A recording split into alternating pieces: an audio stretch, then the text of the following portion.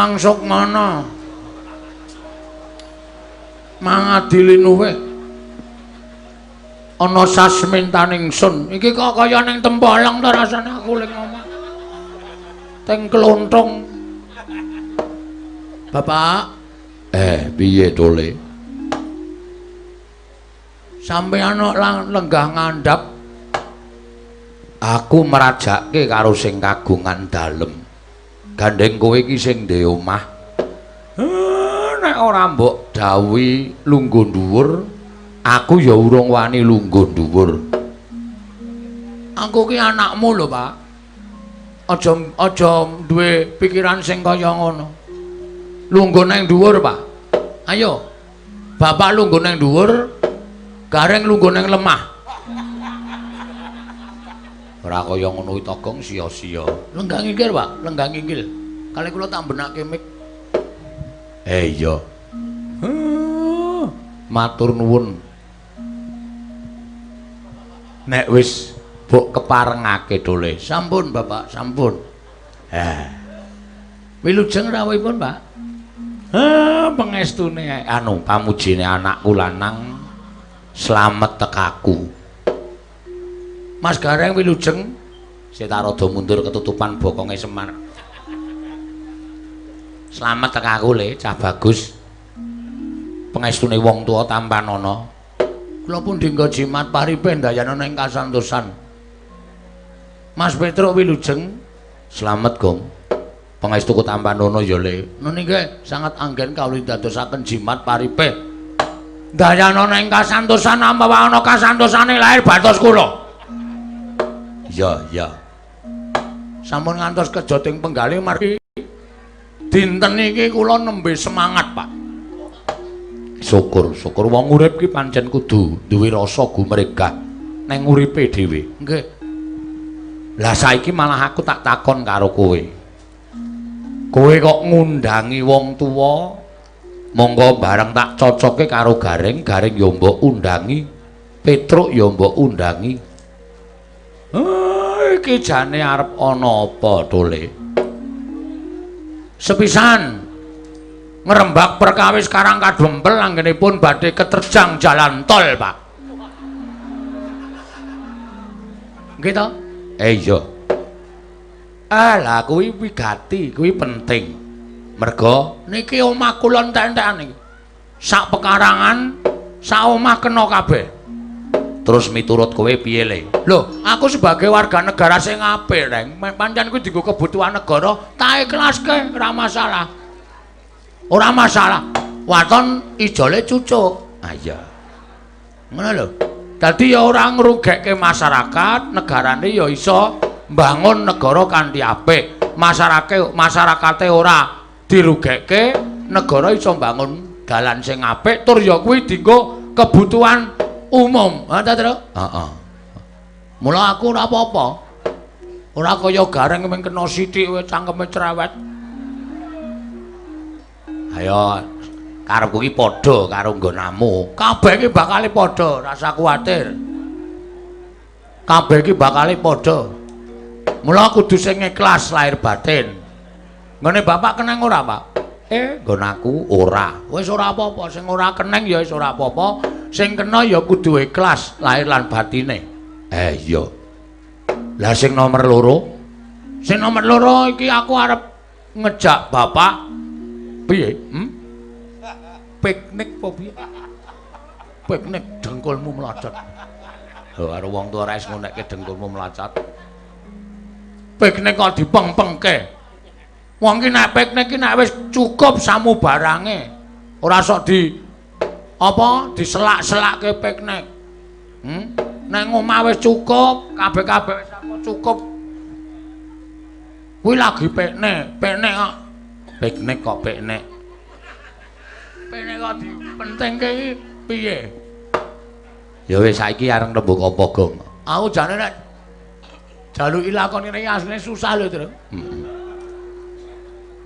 lakon kok Bagong bangun desa iki amargane kowe sing gawe kok ya tok gawe terus mlebu streaming ya wis kabeh padha ngerti nek Bagong bangun desa ana lakon Bagong bangun desa Ya wis lah ora apa-apa sing penting uang masuk. Ah iya.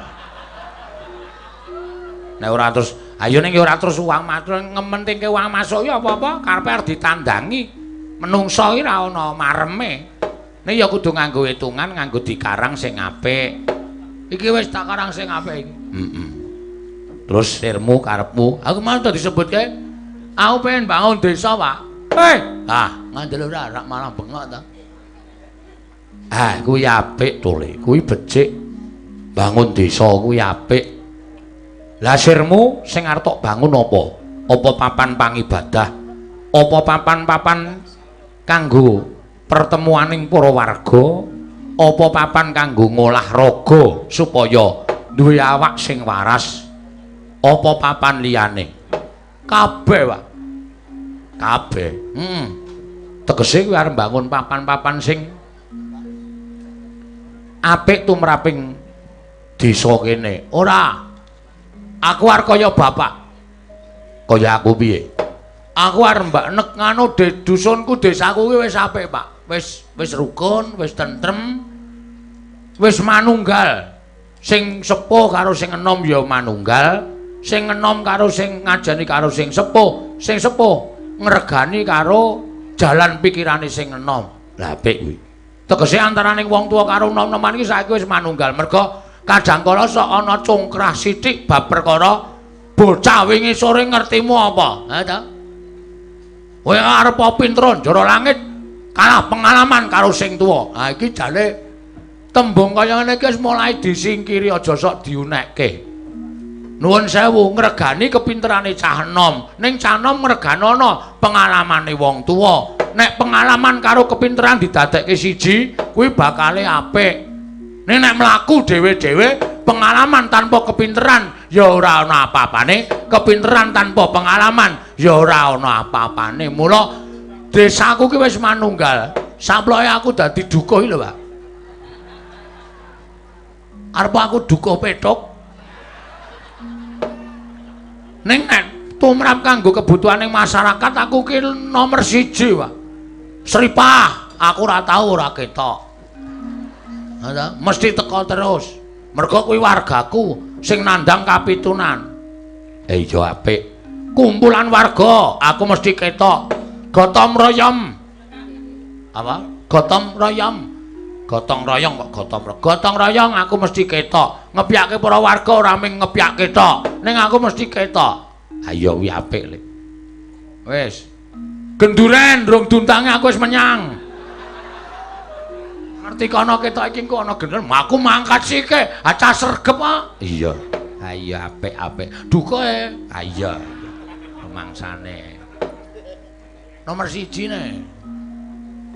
Aku wong nomor 1 ning pedukuane. Iya iya. Kuwi apik kuwi.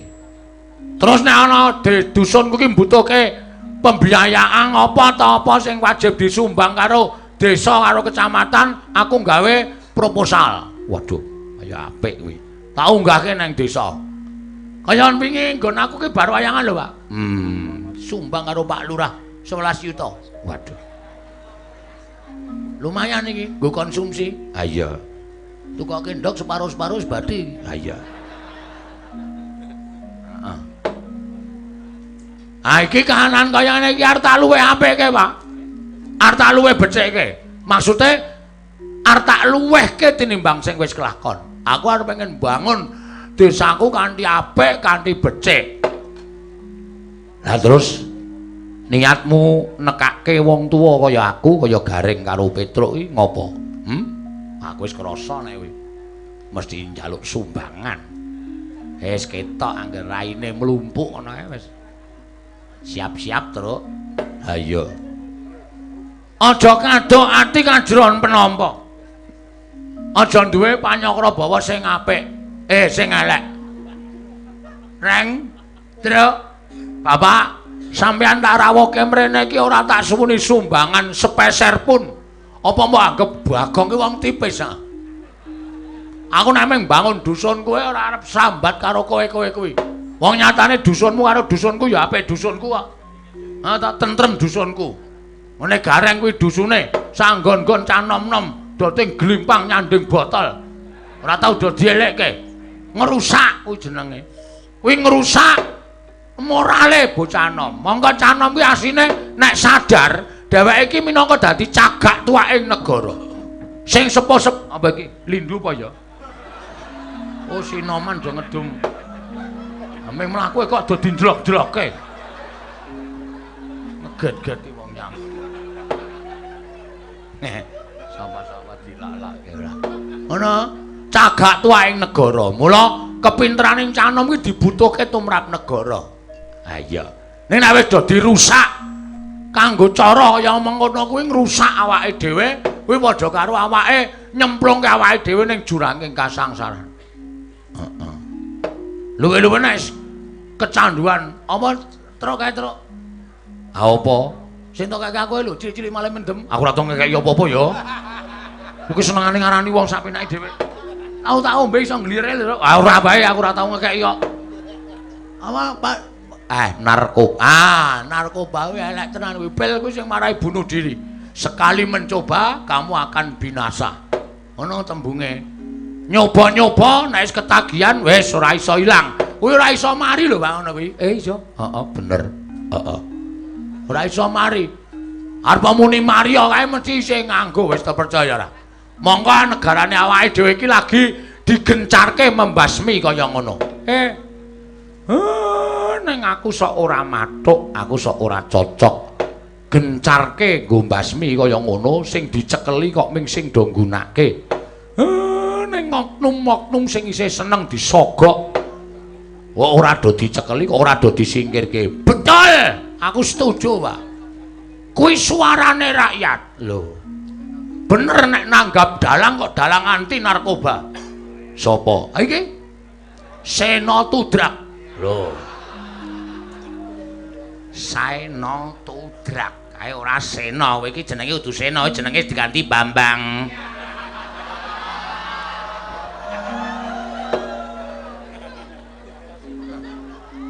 Ketoke ora niat nanggap aku ketok ya terus. Iya. Sing dipikir-pikir ketoke liyane aku ning kebacut ngundang aku nek wis ora apa-apa ditandangi lah. Ya iya. Ya ora apa-apa. Ngono. Ngono lho. Ha ta? Nyekel ya ora mung oknume sing tumindak elek, sing tumindak narkoba ora mung padha sing padha nganggo. Ora kok perkara aku melindungi lho. Ning ana Pak, oknum aku ngandhake oknum ora kabeh. Ana aparat negara sing isih gelem nampa sogokan. Nyekel bandar karo bandar disogok culke meneh. Ana oknum pradata hukum sing isih gelem mangan sogokan. Ora ngetok palu dihukum sing akeh sogok. Hukumane ming 2 sasi 3 sasi. Bandare gleleng meneh. Kok ngono kok arep rampung ki cara sok kapan rampung? Iya. Mula nggon aku iki, Pak. Arep aku duka. Ning apa jenenge iki? Apa truk? Awong. Kowe iki anggere omong mesti kata-katane mesti radong. Statement apa? Ora sanggo basa angel. Struktur. Nah. Struktur. Struktur organisasi pedukuhan ngene iki tak pilih wong-wong sing jujur. Kira-kira wong-wong sing ora jujur saandaku wak pecat.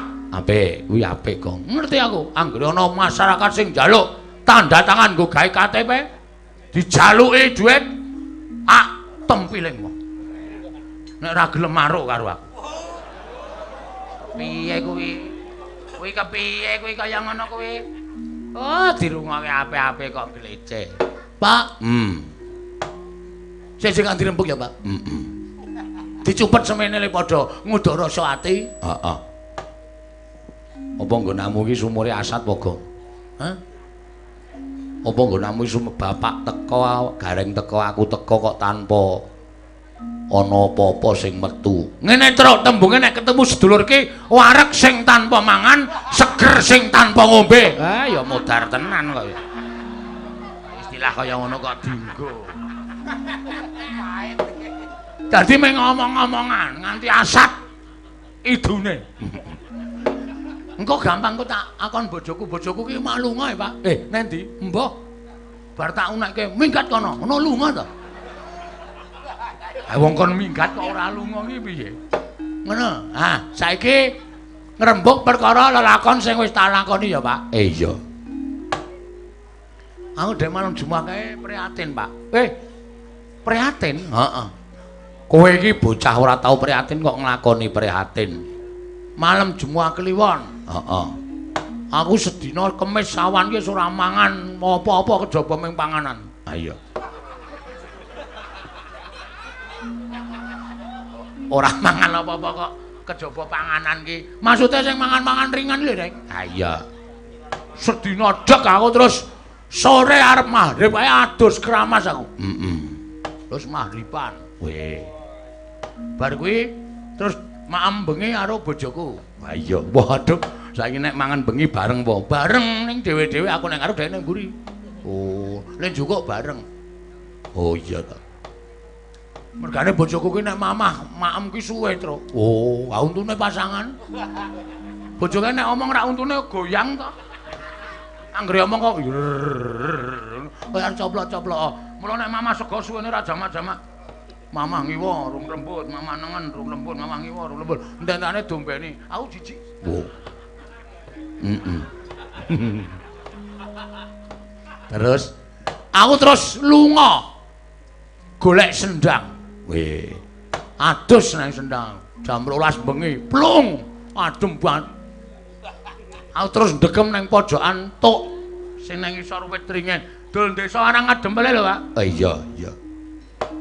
Sing ngendi? Sing sendang sing isor wit. Heeh, kae lho, Pak. Kae saluran pembuangan air limbah. Wah, mula kok kecinge ra jamak-jamak. Kudu sendang ta, Pak? Kudu. Wis kebacut ora apa-apa. Nang kono aku meneng wae karo wiridan aku. Mbeh. Jroning aku ngageke asmaning Gusti, dumadakan tanpa kenyono-nyono iki. Terus tiba-tiba ki wong iki dadi sepi banget. Ora ana swara jangkrik, ora ana swara lawang, walang, ora ana swara apa-apa. Kupingku suarane mak nging ngono kae to, Pak. Terus tiba-tiba ana swara, "Bagong, aja kaget. Ulun sing teka." Mbah, muni ulun ngono. Heeh. Wis tepung karo ulun lho, Pak. Maksude piye? Aku iki muni ulun sing teka. Engko gek tepungamu. Sapa ulun sapa jenenge? Kuwi nek nyebut ulun ki biasane dewa. Oh, ulun Kang Prapta, Bagong. Aja kaget nanging ulun mung kirim rekaman swara iki. Marang jeneng kita. Mula rungokno rekaman swara ini iki ulun bakal dawuh kalan jeneng kita. Dawuhe dewa piye? Yen kita arep bangun desa, kita arep bangun papan panggonan kita, Bagong. Desa kita kudu mbok syarati, kudu mbok pendemi. Ya kuwi siji pelem pertangga jiwa, loro jambu diponirmala. Mir, Pak. Sampeyan ngerti? Pelem pertangga jiwa jambu diponirmala niku napa, Pak? Dewane muni ngono apa? Esuk utuh-utuh bojoku rung tangi aku wis mangkat ning pasar. Golek pelem pertangga jiwa ora ana. Anane ming pelem sengir, pelem gadung. Mana lagi? Aku ya terus ini penem mana lagi? Lah mana aku yang terus apa kae pelem gad werna-werna, Pak. Ning ora ana sing jeneng pelem pertangga jiwa. Pindah aku. Pindah toko buah. Weh. Pindah toko buah. Tak takoni ora ana jambu diponirmala ya ora ana. Anane ming jambu dresana, jambu air, jambu kluthuk, jambu monyet. Lho, jambu monyet wis ngerti lho, Pak? Urung. Rupane kaya gareng kuwi.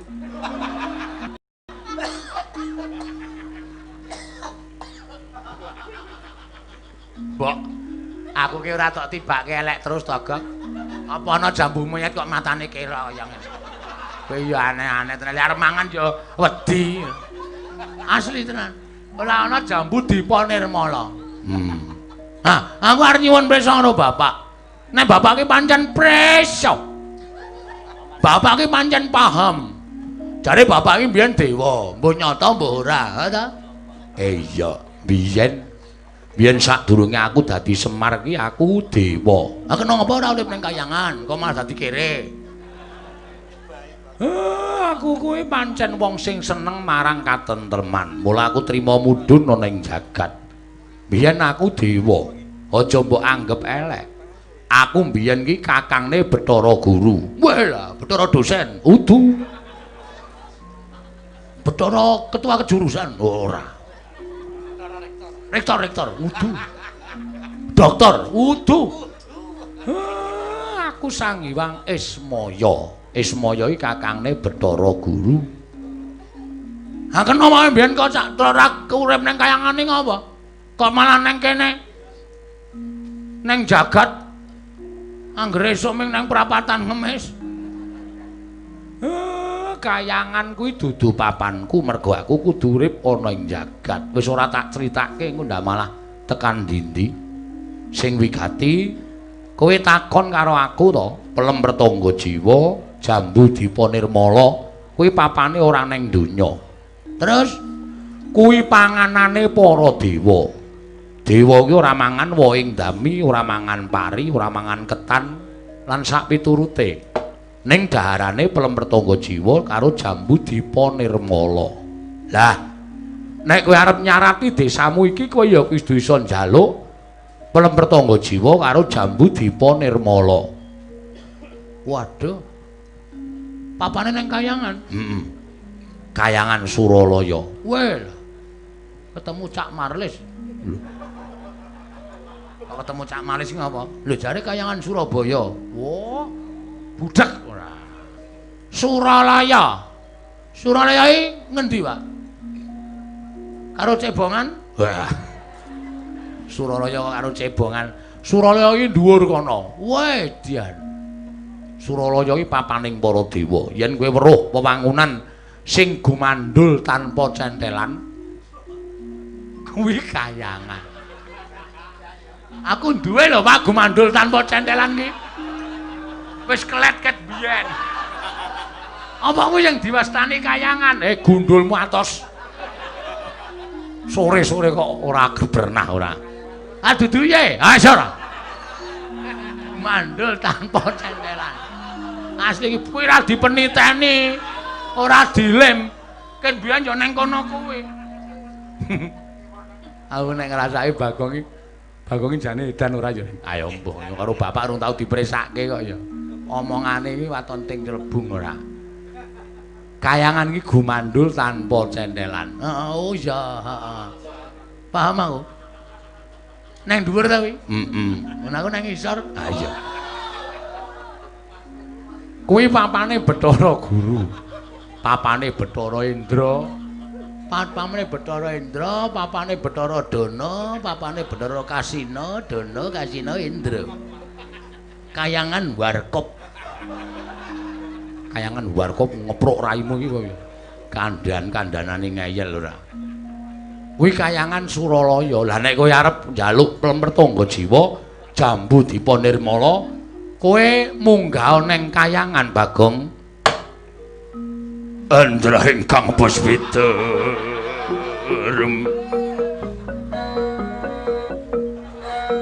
kasilering asamirana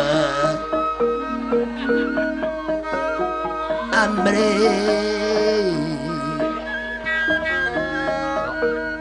tutuk sirahe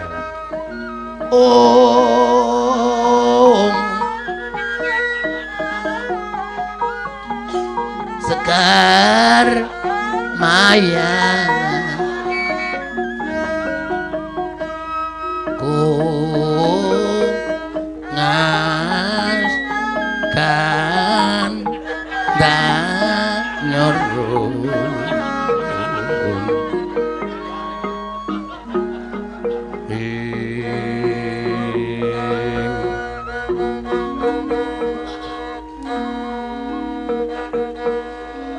modar lali ayo kowe apa itu cakapane mawe raras renaning indriya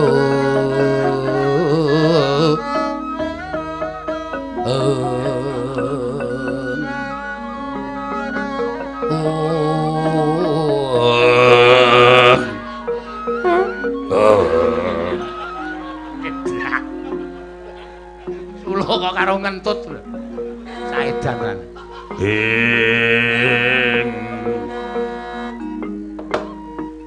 Oh.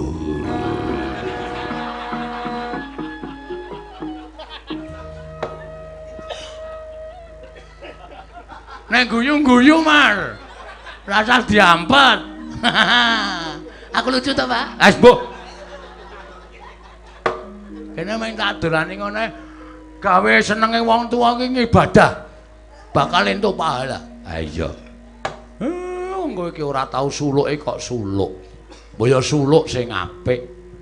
Sulukku ya ngene iki. Iya. Ngopo kowe kok dur nglumpruk ning ngarepe Semar? Sing ngerti kayangan menika bapak. Sing papal dak.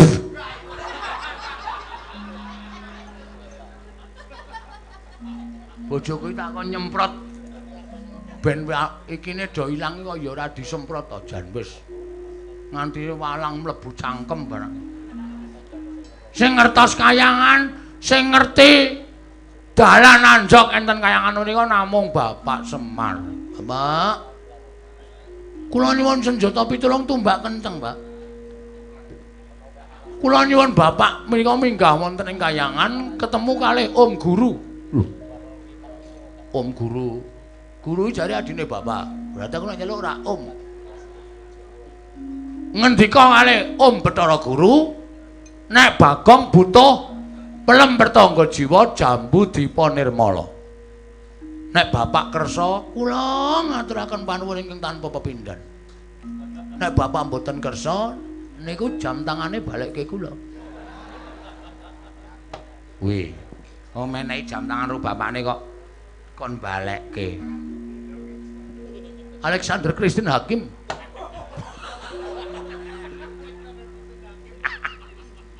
Merek jam kok disebut.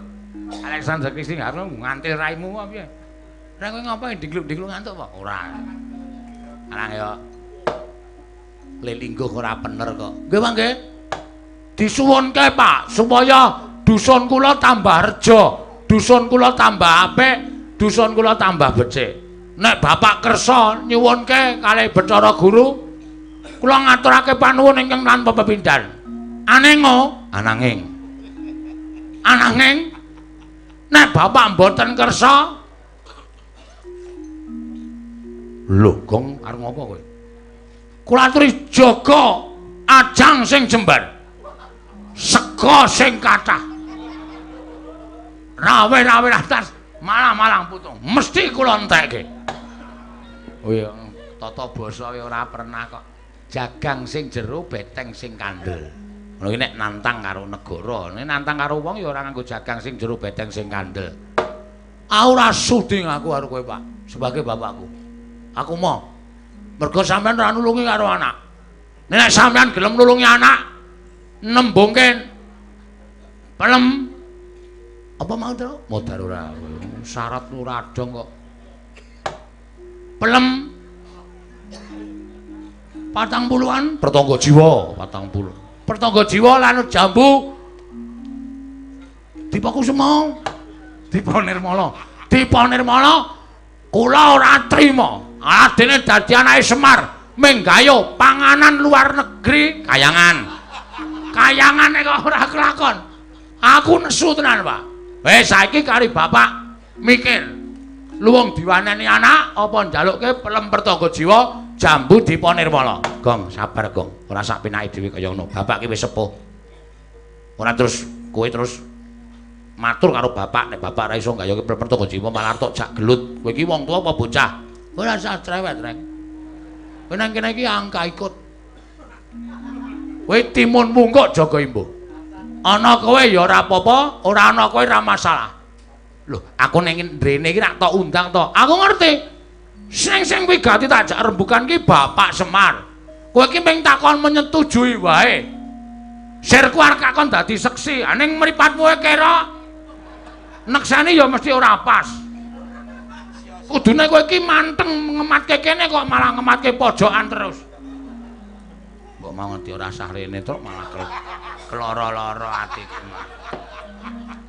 Oh, alah arep nemu dilakon apa ta ya. Petra ya takon dadi seksi. Men bapak men ngendika. Mir. Oh, wis kurang ajar wi. Karo bapakne kok marmir-marmir. Ayo gak omong. Bagong tak gayuhke. Wah tak peluk kowe. Asli tak cium. Nek ora malah kolu sirahmu man. Saking ambaning cangkemku. Aku iki nek ngambol langsung tanpa nganggo petungan rumangsane anggepe. Kosek to, nganggo petungan. Aja ngawu gawar ngawur. Merga iki ngembet marang kahanan kayangan. Bagong. Sidhem jroning pasewakan Wadyagong tanpa sabawa.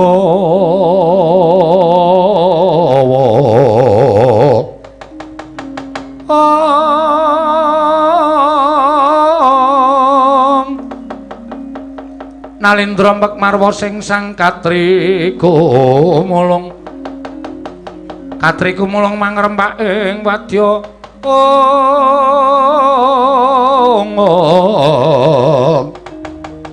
Kurda gura reka giri-giri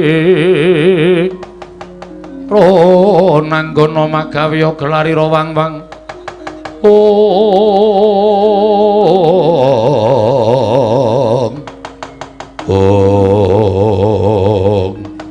jroning kendel parandene nalika semanten Lurah Semar Badranaya amangsah semedi maladining nalika semanten tanara ingkang pindheng kejawi amung rawuhipun Sang Hyang Bathara Guru sigra matek aji pameling senggi Sang Hyang Ismaya ya Sang Nayantaka sumorot saking dirgantara praptaning Sang Hyang Pikulun Manikmaya ya Sang Hyang Bathara Guru karo kaget kang samya mulat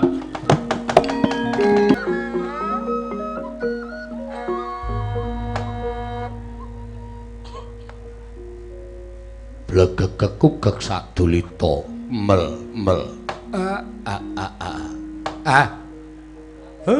Bathara Guru padha raja sak praptamu Manikmaya tansah pinanganing kawidadan niring sambikala Kakang Semar kula ngaturaken bekti kula kunjuk iya tak tampa pangestuku tampanana kula pundhingga jimat paripih dayanana ing kasantosan Kakang Pukulun kula ngaturaken sembah pangabekti kula kunjuk Pukulun iya nala garing tak tampa pangestuku tampanana ora liwat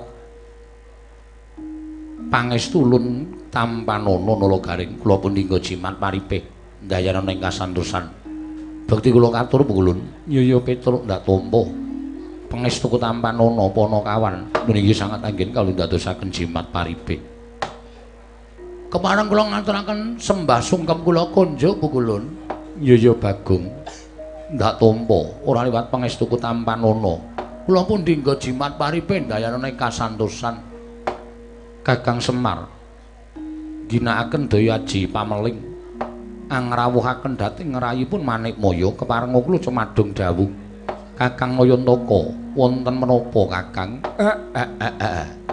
blegegekugek sadulita yen ana luput ku aku njaluk ngapura ya Manikmaya inggih mboten dados menapa Kakang Semar ing ngangka loro nggonku ngrawuhake kelawan kowe prapta ning papan dununge anakku Bagong iki mung merga ditangisi karo anakku Bagong ingkang darbe panjaluk kalawan kowe Bagong gadah panyuwun kalian kula iya panyuwun menapa Kakang Bagong niat bangun desa ning merga ana syarat sranane sing kudu ana lan magepokan kelawan kowe tumuli kowe ndak rawuhake ning Karang Kadempel menapa sababipun dene Bagong nyuwun dhateng jengandika Kakang Semar supados mboyongi dhateng sowanipun ingkang rayipun Manikmaya ana dewa ingkang wis menehi sasmita kelawan Bagong yen to papan utawa papan pernahe cumondoke anakku Bagong iki bakal dibangun nanging iso rancak wewangunan yen to kudu ditumbali nganggo wujuding dedaharaning kayangan kang aran Perlempertangga Jiwa lan Jambudipa Nirmala Perlempertangga Jiwa Jambudipa Nirmala iya Iya, mula guru gandeng aku ki ya duwe kayangan. Ora ketang mung sak propirane Semar kuwi ya wong kayangan. Ya mung mergo aku ki urip ana ing jagat. Mula tak jaluk liraning atimu kowe meneh ana pelempertangga jiwa jambu dipa nirmala ora ketang mung siji dienggo syarat srana ya kuwi anakku Bagong nggone mbangun desane iki ya Bathara Guru. Ponokawan Bagong dalem apa pancen mengkono ing dadi panjaluk kita? Nggih. Pancen mekaten Bu Kulun. Lajeng menawi kepareng kula cumadong dawuh kados pundi Bu Kulun kawontenanipun dipun paringaken menapa mboten? Bagong, wonten dawuh yen mesti ulun bakal maringake kelawan jeneng kita. Nanging ana syarat sranane Bagong. Syarat sranane napa? Syarat sranane ya kuwi ulun jaluk sarta ulun kepengin wong sak jagat iki wis padha nyembah kelawan panjenengan ulun. Ya mung ana siji titahing Bathara ingkang ora kersa sarta ora gelem nyembah lan tata krama kelawan panjenengan ulun. Tanana liya kejaba mung wong atuwa kita ya kuwi Kakang Semar. Mula wektu dina iki ulun jaluk Kakang Semar ugi midhanget yen to sira kepengin tumuruning pelempertangga jiwa lan jambu dipa nirmala ulun jaluk kelawan jeneng kita Bagong matur kelawan bapak kita wiwit dina iki Semar kudu nyembah kelawan panjenengan ulun lan uga Semar kudu nglakoni tata krama kelawan panjenengan ulun Ponokawan Bagong. Yen Semar ora gelem nyembah, yen Semar ora gelem tata krama kelawan panjenengan ulun ora bakal maringake pelempertangga jiwa lan jambu dipa nirmala Ponokawan Bagong. Jaja muntap lir kinetap duka yayasinipe netra kocak ngundarandir hidup nyomangolon coko wadanani rombranang ing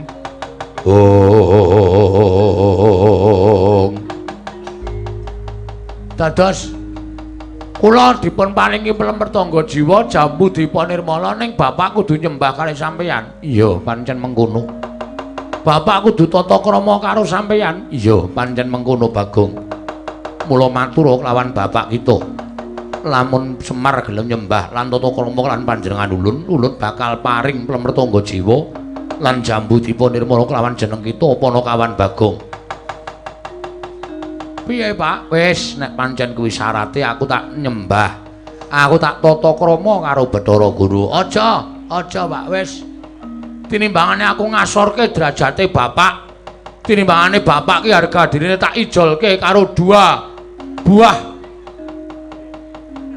daharaning para pepunden utawa para dewa ya kuwi pelempertangga jiwa jambu dipa nirmala. Wis rasa Pak, rasa bangun desa ora apa-apa. Bangane aku ngedol karo derajate bapak. Bangane aku ngedol karo harga dirine bapak. Ming supaya nyembah karo Bathara Guru ajare bapak iki kakangane Bathara Guru. Nek bapak ora nyembah, bapak ora tata krama ki wis sak trepe. Malah justru Bathara Guru sing kudu tata krama karo sampeyan wong umure tuwa sampeyan. Ning nek wong tuwa kon deku-deku ceciklu ning ngarepe sing enom, aku ora ikhlas, Pak. Aku ora ikhlas. Bapak aja nyembah, aja tata krama karo Bathara Guru, bapak ki luwih tuwa. Nek ana tantrimane Bathara Guru, aku sing tanggung jawab. Bagong, kowe mau ora njaluk aku supaya nyuwunke pelempertangga jiwa lan jambu dipa nirmala. Heeh. Lah iki wis tak jalukke wis kelakon wis ana syarat-syaratane. Ning aku ora ikhlas. Aku ora ikhlas. Ngene wae Bu Kulun, nek upama dijoli bathange gareng entuk ora? Ya truk mulih ya truk.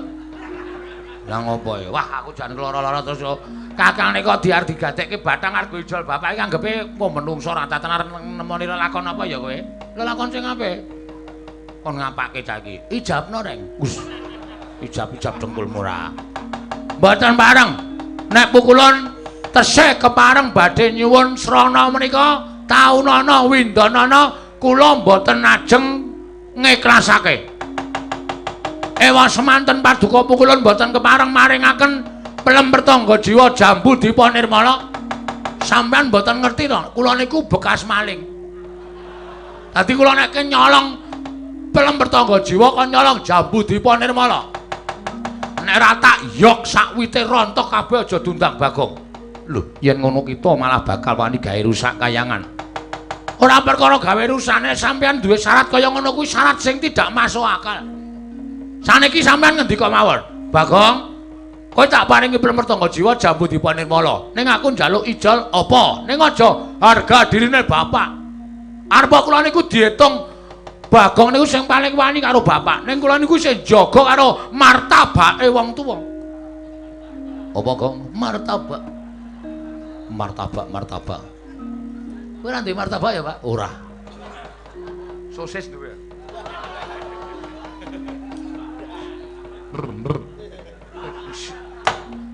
Raine wong tuwa diobok-obok ora. Sak penake dhewe. Kon ngaten mawon. Saniki sampean mboten sakokean lenggah teng mriki. Sampean mangkondur teng kayangan. Mangkondur. Permertangga jiwa kon jaga dewa sing saoke-oke. Nek nganti kula ora iso nyorong, malah dene kula disebut X narapidana. Ameng sebut ning narapidana kok banggane ora jamak. Pajake penusukane, penusukan apa? Nyepelekke ora. Bagong malah semune kita wani karo panjenengan ulun. Mboten perkara wani. Nek sapa wae niku sing arep ngendhak derajate bapak, kula sing ora trima. Ora aja kok menungso. Dewa arep nyanyah-nyunyah karo Bapak Semar, kula ora trima. Yakin kula ora trima. Sumpah ora wedi karo Bathara Guru. Apa? Ora tau ngluluske siswae kok dadi Bathara Guru. Kudune bengi iki kabeh guru do sibuk ngrampungke rapot. Kok malah sampean klitian nang kene. Sesa murid nek do tampa rapot arep nampa apa? Kok ngono kok guru? Gong iki dewaning para dewa. Ora wedi aku ki gentone para gendro. Nameng ditandhiki karo dewaning para dewa ora muntir. Ora wedi aku. Yen ngono kita wani karo kadewatan. Apamu sing tak wedeni? Bagong, sapa ingkang wani karo para dewa, papane bakal tak besmi. Oke, ora masalah. Gong, dibesmi iki diapane? Embuh. Petok.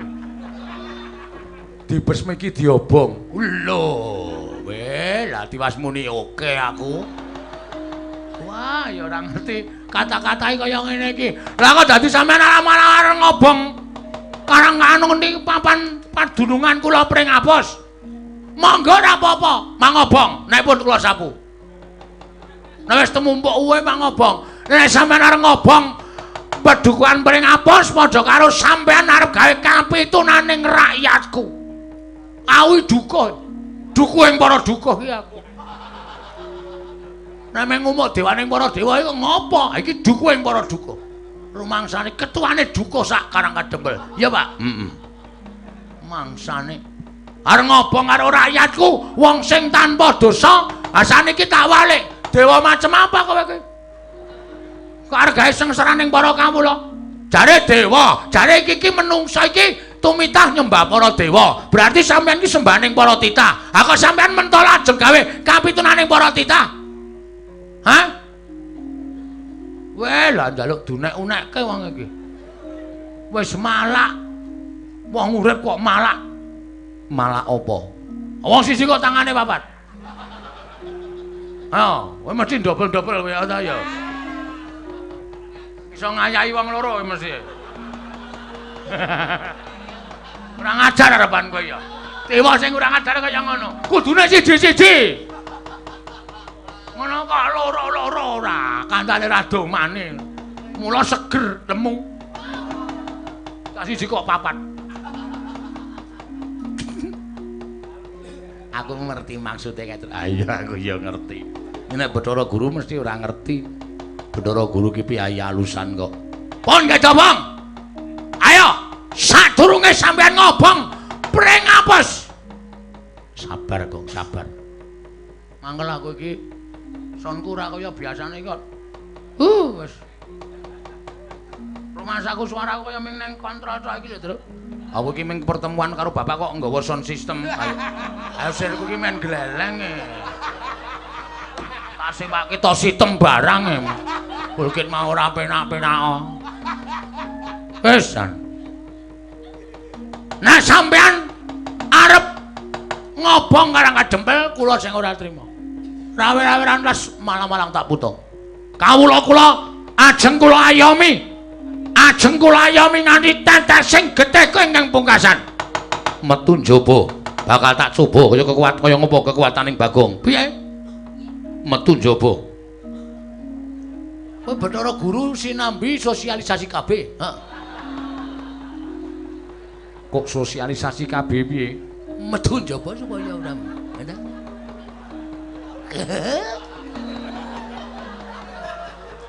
Celeng tenan kok Cak. Dewa kok dak jok omongan kaya ngono. Ora metu njaba, ning kula tau tuku pil-pil tak doko sanggon-gon, pil totoli pitike ora ngendhok. Lah. Ora ana sangkut paute kok sapenake dhewe. Kuwi iki dagelan, kudune le metu kok gara-gara. Oh iya ya. Saiki ora gayeng ya, ora gayeng kok ya. Nek wis aku takon karo kowe, Gong, anakmu pira? Kowe mangsuli 16, kok ora kabeh. Aku tuku pil ngono kuwi kok penonton duer. Aku Bathara Guru kok ditawani pil. Aku iso kebablasan nek ngomong.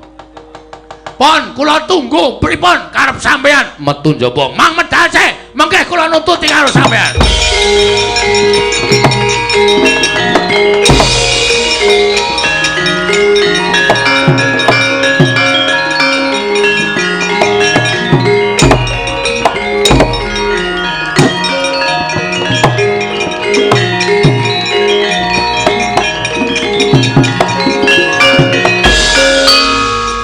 Kendel ya kendel ning nganggo duga-duga, wani ya wani ning nganggo etung. Aku ki ngerti nek kowe ki wong pancen wong dugal kewarisan. Nek muni bener kowe ki ora sapa-sapa ora wedi, ya ngono kuwi pancen apik. Ning sing tok adepi sapa? Iki mau Bathara Guru wis ngerti, rasa tok cethake. Apa aku ora entuk wani-wani Bathara Guru? Kae sesembaning para titah. Sesembaning para titah kok arep ngobong dusunku. Apa kuwi patut diajeni? Kowe kalah karo Bathara Guru, durung karuan. Manut dalange.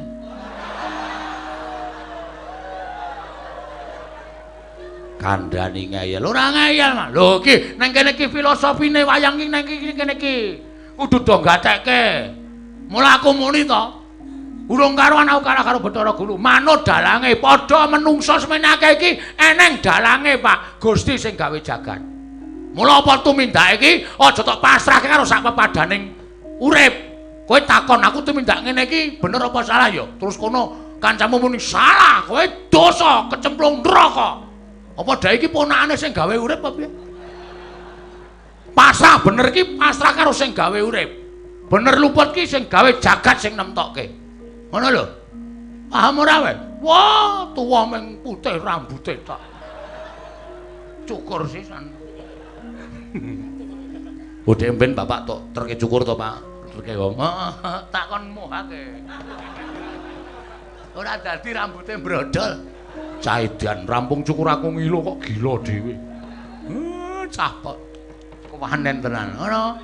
Dadi kowe kudu gagas arep meng adegan sak sembrono ngene iki ning nek dipikir akeh piwulang-piwulang sing luhur, piwulang sing becik, piwulang sing apik. Contone Bathara Guru ki mau dewaning para dewa. Ning kae dudu sing gawe urip. Kae meng utusane sing gawe urip. Mula kedunungan salah, kedunungan luput. Lho bener Bagong Reng Wah. Ngono ya pancen. Heeh. Kaya to aku ki arep bangun desa.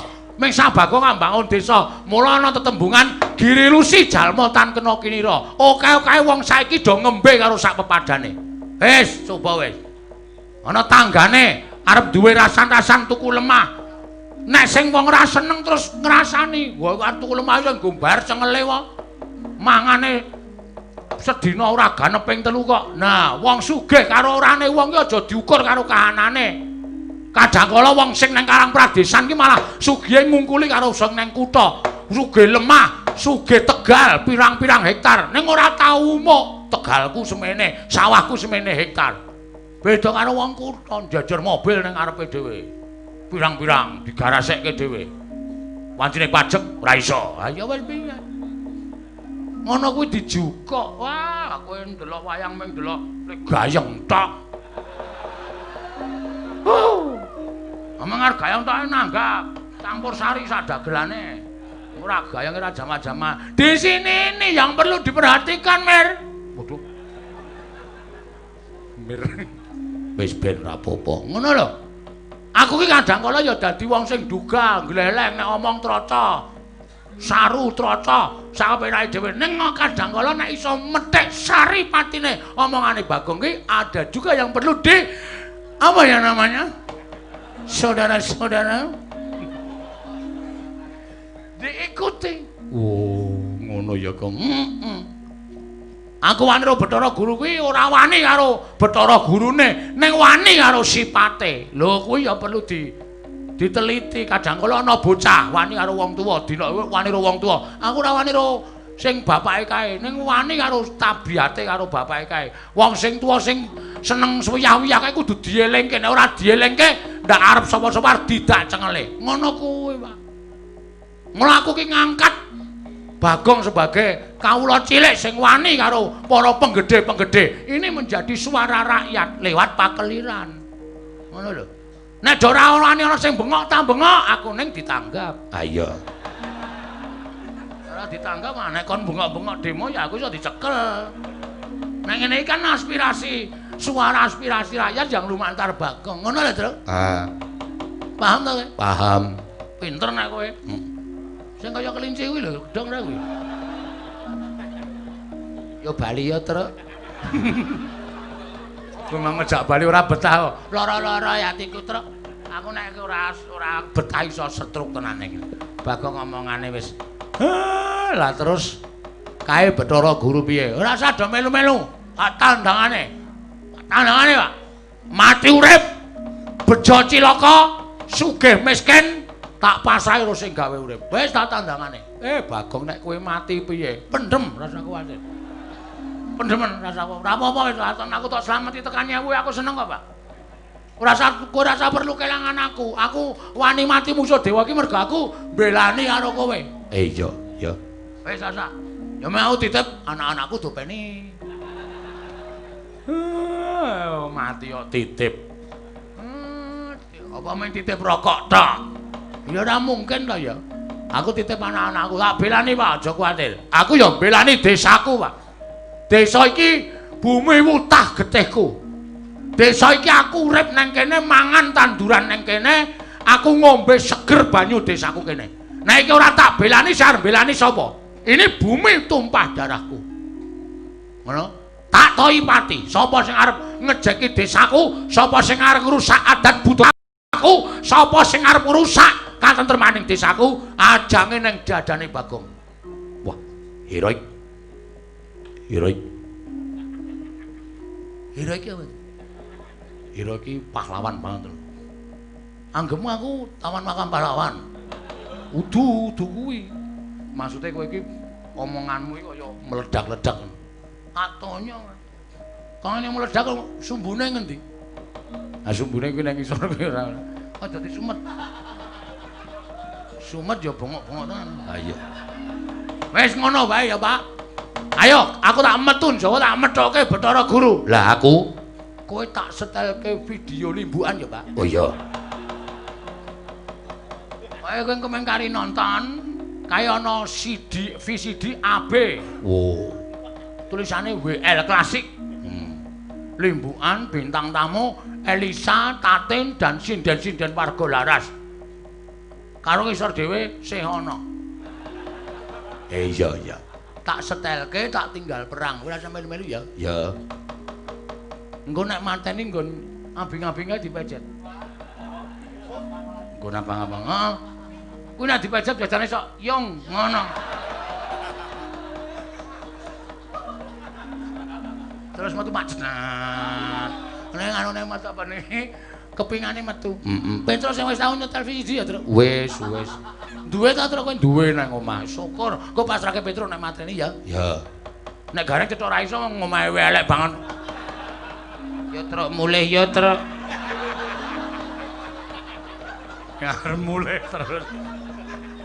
Aku kok keloro-loro tenan ming VCD kok ora kuat tuku kok dadi diece karo Bagong aku. Ya terus ya. Engko nek wis dipateni anu di apa jenenge cop-copane dijabut ndak listrike ndak boros. Ya. Mergo aku listrike nganggo pulsa. Oh iya. Kae wis nyuwara nit ngono, Truk. Oh iya. Nah nyetel tukokno pulsa ya, Truk. Wah. Ae padha karo ngebot-boti aku. Ame nyetel anu kok nukoke pulsa. Ya. Heeh. Engko dicopot ndak boborosi listrik. Ya. Aku akon kowe mergo kowe ngerti carane nyopot listrik. Heeh. Nek gareng ora bakal iso wong omahe nganggo sentir ya.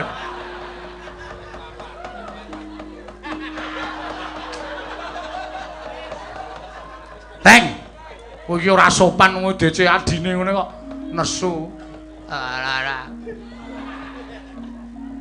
Bangeten kowe. Kere ya tak sandange dhewe. Nganti ora ndek listrik domongke nang kalayak rame. Ora ya larang kok ya. Lu wong tanggo nganu apa jenenge iki ngragati anakku maneh nggo bayar listrik. Reng. Ning anake nek sinau rak ya bingung nek ra ndek listrik. Ngau senter. Senter sing tanggo golek kodhok. Kan iso terus talekke nggon bathuk karo maca.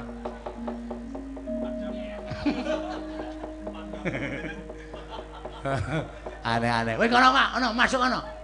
Nek arep nganggo salon sing men karo plus digathokke men karo plus ya, Pak. Terus ngerti ta, Terus? Ngerti. Aku ora ngerti. Aku ora ngerti salon. Sabar. Ngono ya. Aku soalnya nek dagungan karo wong ra duwe terus wong goblok iki mangkel aku, Pak. Heeh. Wis ngono ge mangkel, Pak. Iya aku tak ndelok nganggo tembang-tembang to komplit.